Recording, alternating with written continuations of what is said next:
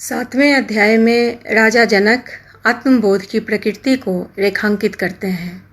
इस अध्याय में 5 श्लोक हैं। सभी श्लोकों में आत्मबोध की प्रकृति को ही, उसके नेचर को ही इंगित किया गया है।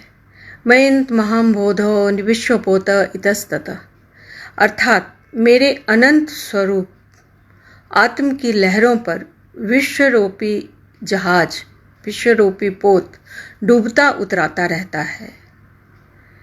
लेकिन लहरों के उतार चढ़ाव पर उस जहाज के कारण कोई भी असर नहीं पड़ सकता, और वही जो लहर है, जो विश्वरूप है, वही आत्म है। 7वें प्रकरण के श्लोक पढ़ती हूँ। मयंत महाम्बोधो विश्वपोत इतस्ततः भ्रमति स्वान्त वातेन न ममा अस्त्य सहिष्णुता। मयंत महाम्बोधो जगद्वीची स्वभावतः उदेतु वास्त मायातु न मे विर्धिर न क्षति। मयंत महाम्बोधो विश्वम नाम विकल्पना अतिशांतो निराकार एतदेवाः मा स्थितः। नात्मा भावेषु नो भाव अस्तत्रानन्ते निरंजने इत्यसक्तो वस्पृहः शांत एत देवा मा स्थितः। अहो चिन्मात्रमेवा मिन्द्रिये जालोपमं जगत अतो मम कथं कुत्र हेयोपादेय कल्पना। अंतिम श्लोक हेयोपादेय कल्पना। इस अंतिम श्लोक में राजा जनक आत्मबोध की प्रवृत्ति को, उसके अनुभूति को इस तरह बताते हैं। अहो चिन्मात्रमेवाहम् इन्द्रिये जालोपम।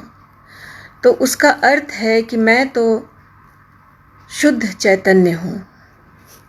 आत्म, मैं मतलब यहाँ आत्म तो शुद्ध चैतन्य है, मैं वही आत्मस्वरूप हूँ। और संसार मानो मैजिक शो है, यानी कि है ही नहीं। अतः मेरे अंदर हेयोपादेय कल्पना उपस्थित नहीं हो सकती, उपस्थित नहीं है। यानी कि नाइदर एक्सेप्टेंस नो रिजेक्शन।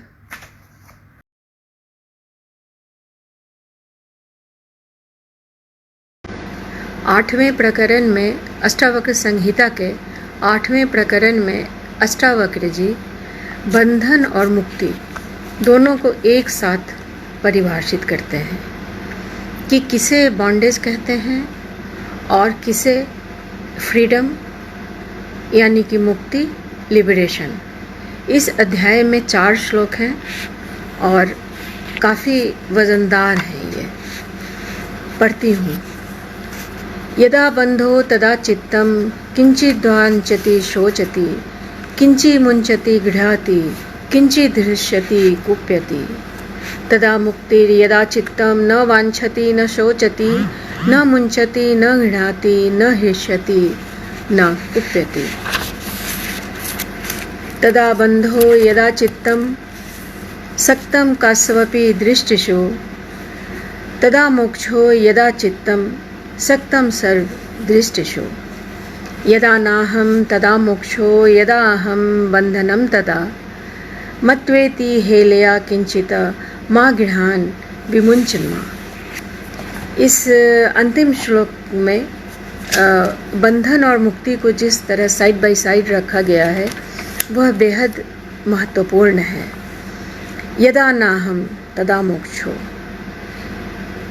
यानी कि जहाँ अहम नहीं है, आई उपस्थित नहीं है, वहाँ मोक्ष है। यदा अहम बंधनम तदा, जहाँ अहम है, जहाँ आई की उपस्थिति है, वही बंधन है। मत्वेति हेलया किंचित मा गृह्णान विमुञ्चन्मा। जहाँ अहम है वहाँ बंधन है, और जहाँ आई यानी कि मैं अर्थात अहम अनुपस्थित है, वही स्थिति मोक्ष की स्थिति है, मुक्ति की स्थिति है।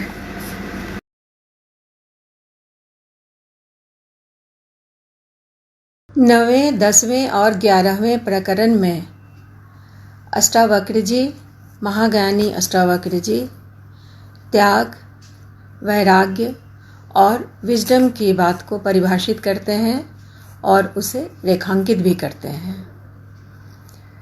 वे कहते हैं कि कृताकृते च द्वंद्वानि कदा शांतानि कस्य वा, अर्थात कृत्य और अकृत्य को करने का द्वंद्व, मतलब कि क्या किया जाए, क्या नहीं किया जाए, क्या करने लायक है, क्या नहीं करने लायक है, इसका द्वंद्व कब किसके मन से गया है, यानी कि यह कभी भी शांत नहीं हुआ है और न कभी शांत होने वाला है, बशर्ते कि आत्मज्ञान न हो जाए। तो उसी की बात यहाँ अष्टावक्र जी करते हैं कि कैसे वैराग्य के द्वारा इसे शांत किया जा सकता है, इससे परे हटा जा सकता है, कैसे त्याग के द्वारा और कैसे विजडम के द्वारा। तो वे कहते हैं कि इस तथ्य को जानकर कि यानी यह द्वंद्व कभी भी मन से जाने वाला नहीं है, तो इसको जानकर संसार के प्रति वैराग्य भाव मन में रखकर, त्याग भाव मन में रखकर और त्याग परोव्रती होकर, विजडम से लैस होकर जीवन यापन करना चाहिए। इस 9वें अध्याय में, 10वें अध्याय में और 11वें अध्याय में, तीनों में 8-8 श्लोक हैं। तो मैं तीनों अध्यायों को एक एक करके अभी पढ़ती हूँ। तो शुरू करती हूँ 9वें अध्याय के प्रथम श्लोक से। कृताकृते च द्वंद्वानि कदा शांतानि कस्य वा, एवं ज्ञात्वे निर्वेदात् भव त्याग परोव्रती भव। कस्यापि तातं धन्यस्य लोकचेष्टावलोकनात् जीविते इच्छा बुभुक्षा च बुभुत्सो पशमं गतः। अनित्यं सर्वमेवेदं तापत्रय दूषितम् असारं निंदितं हेमीति निश्चित्यं शाम्यति। नानामतं महर्षीणां साधूनां योगिनं तथा दृष्ट्वा निर्वेदमापन्न को न शाम्यति मानवः। कोसौ कालो वयः किं वा यत्र द्वन्द्वानि नो नृणां तान्युपेक्ष यथा प्राप्तवर्ती सिद्धि मा वाप्नुयात्। कृत्वा मूर्ति परिज्ञान चैतन्यस्य न किं गुरु निर्वेद समतायुक्ता यस्तारयति संसृते। पश्य भूत विकारास्त्वं भूतमात्रान् यथार्थतः तत्क्षणाद् बंध निर्मुक्तः स्वरूपस्थो भविष्यसि। वासना एव संसार इति सर्वा विमुञ्चता तत्त्यागो वासना त्याग स्थितिरद्य यथा तथा। तत्त्यागो वासना त्याग, यह बहुत महत्वपूर्ण है। अब 10वां अध्याय पढ़ती हूँ। विहाय वैरिणं कामर्थं चानर्थ संकुलं धर्ममप्येतयोर्हेतुं सर्वत्र नादरं कुरु। स्वप्नेन्द्रजालवत् पश्य दीनानि त्रीणि पंच वा मित्रक्षेत्र धनागार दारादायादि संपदा। यत्र यत्र भवे तृष्णा संसार विद्धि तत्र वै प्रौढ़वैराग्यम आश्रित वीत तृष्णा सुखी भव। तृष्णा मात्रा को बंध अस्तन्नाशो मोक्ष उच्चयते भवा संसक्ति मात्रेन प्राप्तिर्तुष्टिर मुहुर्मुहुः। त्वमेकश्चेतनः शुद्धो जडं विश्वं सत्तथा अविद्यापि न किंचित् सा का बुभुक्षा तथापि ते। राज्यं सुता कलत्राणि शरीराणि सुखानि च संसक्तस्यापि च नष्टानि तव जन्मनि जन्मनि। संसक्तस्यापि नष्टानि तव जन्मनि जन्मनि। अलमर्थेन कामेन सुकृतेनापि कर्मणा एभ्यः संसार कांतारे न विश्रांतम भुन्मनः कृतम न कति जन्मानि कायेन मनसा गिरा दुख माया सदकर्म तद्वैद्याप्यु परम्यताम। यह 10वें अध्याय की समाप्ति हुई। अब मैं 11वां अध्याय पढ़ती हूँ।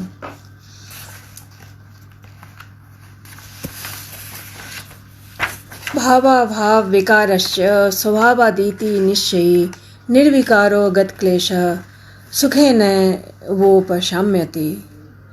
ईश्वरः सर्वनिर्माता नेहान्य इति निश्चयी अंतर्गलितः सर्वास शान्तः क्वापि न सज्जते। आपदः संपदः काले दैवादेवेति निश्चयी तृप्तः स्वस्थ इंद्रियो नित्यं न वाञ्छति न शोचति।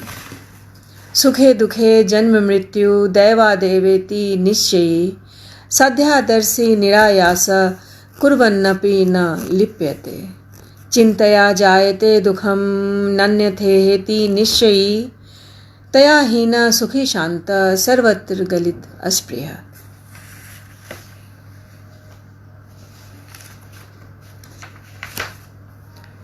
नाहं देहो न मे देहो बोधो अहमीति निश्चयी कैवल्यमिं संप्राप्तो न अस्मर्त्य कृतं कृतम्।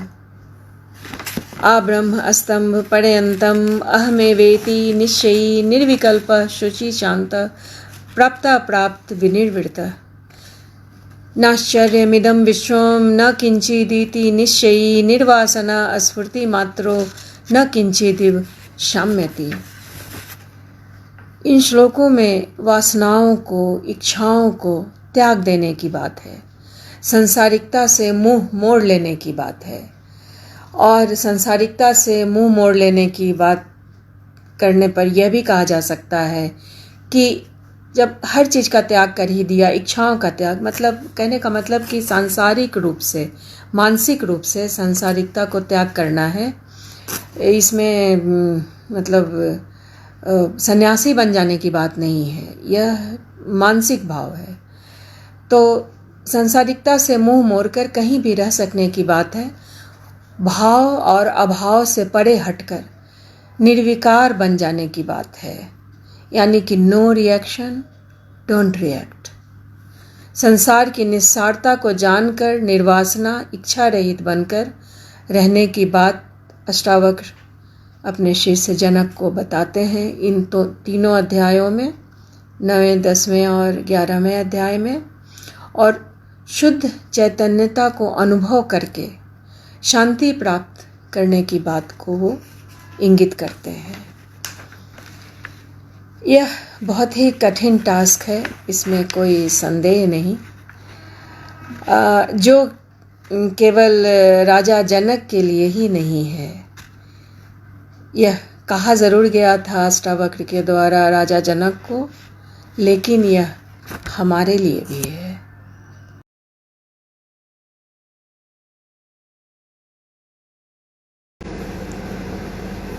12वें और 13वें अध्याय में राजा जनक अपने गुरु अष्टावक्र के सामने आत्मबोध की स्थिति को और उसके आनंद को बताते हैं कि वह स्थिति कैसी है, वह आनंद कैसा है।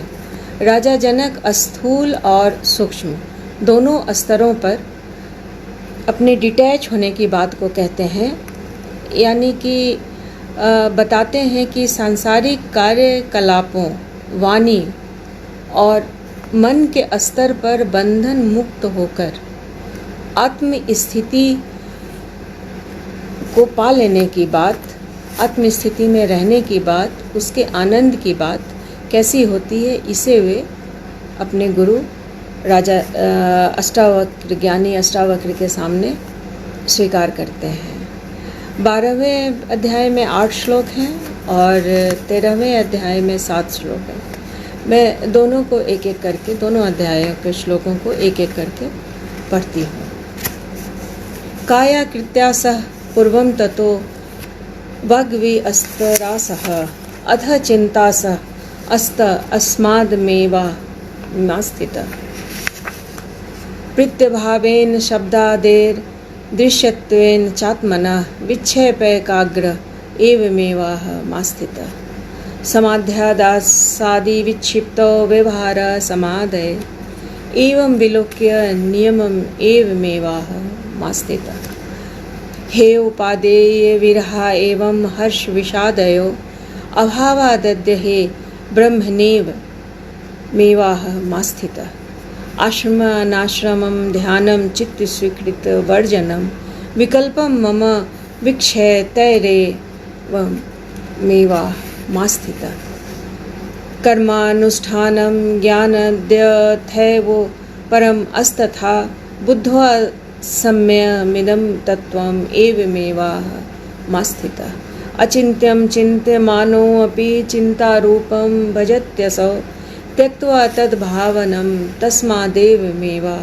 मास्थितः एवमेव कृतं येन सकृतार्थो भवेदसौ एवमेव स्वभावो यः सकृतार्थो भवेदसौ अकिंचनं भवं स्वास्थ्यं यहाँ ये एवमेव कृतं येन सकृतार्थो भवेदसौ एवमेव स्वभावो यः सकृतार्थो भवेदसौ, यानी कि सर्व क्रिया रहित होकर आत्म स्वरूप में स्थित होने की बात इस श्लोक में कही गई है। यह 12वें अध्याय का 8वां यानी कि अंतिम श्लोक है। अब मैं 13वां अध्याय पढ़ती हूँ। अकिंचनम भवम स्वास्थ्यम कौपिन्नत्वे अपि दुर्लभम त्यागादाने विहाय अस्मादमासे यथा सुखम कुत्रापि खेद कायस्य जिह्वा कुत्रापि खिद्यते मनः कुत्रापि त्यक्त्वा पुरुषार्थे स्थितः सुखम कृतं किमपि नैव स्याद् इति संचित्य तत्त्वतः यदा यत्कर्तुमायाति ततः कृत्वा से यथा सुखम। सुखपूर्वक कैसे आत्म में स्थित होकर रहा जाता है, इस बात को राजा जनक यहाँ इंगित करते हैं। कर्म नैष्कर्म्य निर्बंध भावादेहस्थ योगिनः संयोगा योग विरहादः मासे यथा सुखम अर्थानर्थो न मे स्थित्या गत्या न शयनेन वा तिष्ठन गच्छन स्वपत् अस्मादः मासे यथा सुखम स्वपतो नास्ति मे हानि सिद्धिर्यंत्रवतो न वा नाशो लासो विहाया अस्मादः मासे यथा सुखम सुखादि रूपा नियमं भाविष्यवालोक्य भूरिशः शुभाशुभे विहाया अस्मादः मासे यथा सुखम।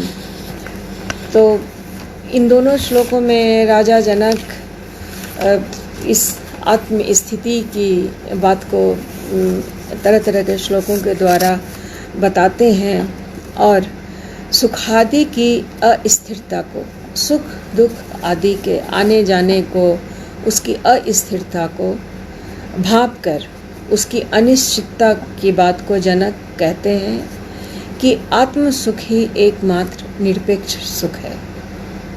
बाकी सुख दुख तो आते जाते रहते हैं, कोई भी स्थिर नहीं है, न सुख स्थिर है न दुख स्थिर है। तो आत्म सुख जो है वही एक स्थिर सुख है। शुभाशुभ के विचार को छोड़कर राजा जनक शुभाशुभ के विचार को छोड़कर और आत्म सुख में स्थिर हो जाने की बात को कहते हैं।